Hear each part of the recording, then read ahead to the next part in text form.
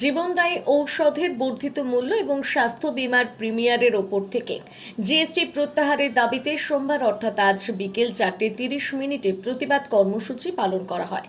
বীরভূমের সাঁইথিয়ার সন্ধানী মোড় সংলগ্ন এলাকায় কেন্দ্র সরকারের বিরুদ্ধে প্রতিবাদ মিছিল জানায় সাঁইথিয়ার তৃণমূল কংগ্রেস কর্মী সমর্থকেরা। তৃণমূল কংগ্রেস কর্মী সমর্থকেরা প্রথমে মিছিল করে সাঁইথিয়া শহর পরিক্রমা করেন এবং তারপর সাঁইথিয়া শহরের ইউনিয়ন বোর্ড মোড় এলাকায় একটি পথসভা করে এর প্রতিবাদ জানায়। এই প্রতিবাদ সভা থেকে নানুর বিধানসভা তৃণমূল ছাত্র পরিষদের সভাপতি এক বিস্ফোরক মন্তব্য করে বসেন। তিনি বলেন, যে সমস্ত মানুষ হিন্দু মুসলিম ধর্মের নামে বিভেদ সৃষ্টি করতে চাইছেন, মেরে তাদের হাত ভেঙে দেব। এই মন্তব্যের মধ্যে দিয়ে তিনি বিজেপিকে তীব্র আক্রমণ জানান। আমাদের তো হিন্দু মুসলিম ভাই ভাই একসাথে কাঁধে কাঁধ মিলিয়ে চলে, হিন্দু মুসলিম ভাই ভাই যেভাবে একসাথে আজকে জমায়েত হয়েছে বিজেপির বিরুদ্ধে, যে বিজেপি এই মূল্যবৃদ্ধির বিরুদ্ধে, তা ভোটের আগে যারা এসে বারে বারে ভাবে প্রচার করবো মিথ্যা প্রতিশ্রুতি দিয়ে আর হিন্দু মুসলিমের মধ্যে দাঙ্গা লাগাবো, তো তাদের উদ্দেশ্যে একটা করে বলতে যাবো, আমাদের বীরভূম জেলার তৃণমূল ছাত্র পরিষদ বেড়ে হাত পা ভেঙে দিবে, প্রয়োজনে বেড়ে হাত পা ভেঙে দিবে। তবু ওই মিথ্যা প্রতিশ্রুতি আমরা মানবো না এবং আমাদের মধ্যে হিন্দু মুসলিম যে দ্বন্দ্ব লাগানোর চেষ্টা করবে সেটা আমরা মেনে নেবো না। আমাদের বাংলা রবীন্দ্রনাথ বাংলা, এখানে হিন্দু মুসলিম ভাই ভাই একসাথে এক থালাতে আমরা ভাত খেয়ে এসেছি, এখানে হিন্দু মুসলিম বিভেদ কোনোদিন হতে দেবো না।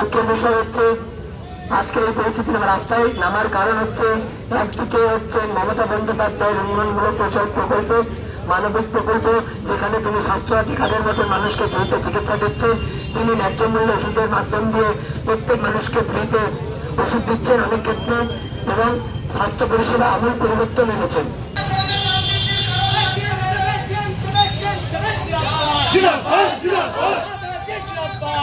অ্যাকচুয়ালি আমি তৃণমূল ছাত্র পরিষদ ভেঙে দেবে সেটা করি না।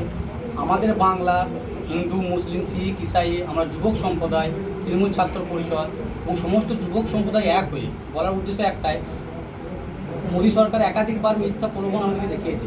একবার কখনো বলেছে 15 লক্ষ টাকা দেবো, কখনো বলেছে 2 কোটি চাকরি দেবো। এই যে মিথ্যার পর মিথ্যা, মিথ্যার পর মিথ্যা, এগুলো শুনে শুনে আমরা অতিষ্ঠ হয়ে গেছি। এই কথাটা বলার উদ্দেশ্য একটাই, যে অনেক সময় আমরা যেরকম সুন্দর ফুলের বাগানে যে পোকা লাগে, কীটপতঙ্গ লাগে, কীটনাশক দিতে হয়, তো সেই রূপে আমাদের যে এই ফুলরূপী বাংলাটা এসে যদি ওরা পোকা হয়ে যে এসে যদি ভাবে এই ফুলটাকে কেটে কেটে খাবো, হিন্দু মুসলমানের মধ্যে বিভাজন করবো, হিন্দু মুসলমানের মধ্যে দাঙ্গা লাগিয়ে দেবো, সেই ক্ষেত্রে বাংলার যুবকরা চুপ থাকবে না, বাংলার যুবকরা মেরে পা ভেঙে দেবে। এই উদ্দেশ্যে কথাটা বলা হয়েছে।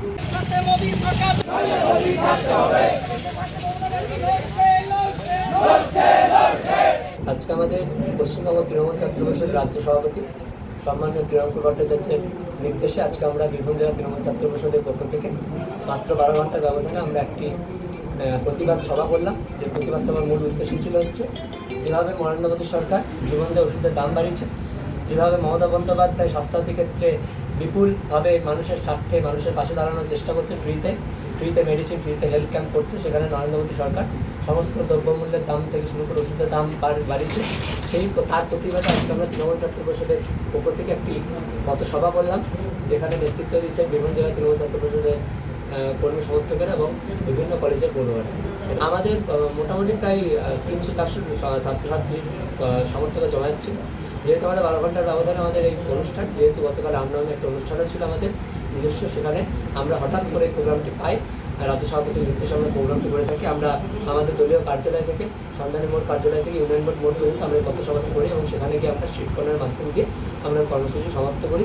এবং আমাদের মূল দাবি ছিল ওষুধের দাম খুব যত দ্রুত হোক কমাতে হবে, কারণ এই ওষুধের উপর নির্ভরশীল হচ্ছেন আমাদের পশ্চিমবঙ্গ থেকে শুরু করে আমাদের দেশের বহু সাধারণ মানুষ, যাদের নিত্য প্রয়োজনে এই ওষুধের প্রয়োজন হয়। সেক্ষেত্রে যে ওষুধের দাম দ্বিগুণ হয়ে যায়, সেক্ষেত্রে সাধারণ মানুষ খুবই দুর্বিষহ উঠবে সংসার চালাতে, কারণ এই ওষুধের মাধ্যম দিয়ে হাজার হাজার মানুষ কিন্তু বেঁচে আছে, এই ওষুধের মাধ্যম দিয়ে হাজার হাজার পেশেন্ট কিন্তু জীবিত হয়ে ওঠে। তাই ওষুধ দাম যদি বৃদ্ধি হয় সাধারণ মানুষের ক্ষেত্রে খুবই দুর্বিষহ উঠবে।